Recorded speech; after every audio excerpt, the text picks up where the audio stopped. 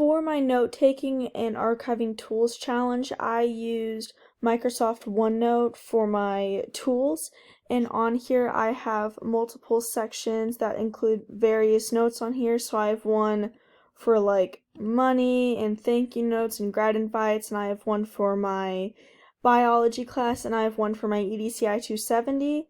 And on here I have my case 1, and I also have the course theme on here. So I have my adding and subtracting polynomials, and on this side I have adding polynomials, but just giving a brief summary about it. Same thing for subtracting polynomials. For each one I included an article which kind of like describes, like gives more like a better description for adding and subtracting polynomials, and on each side it gives videos and examples of both.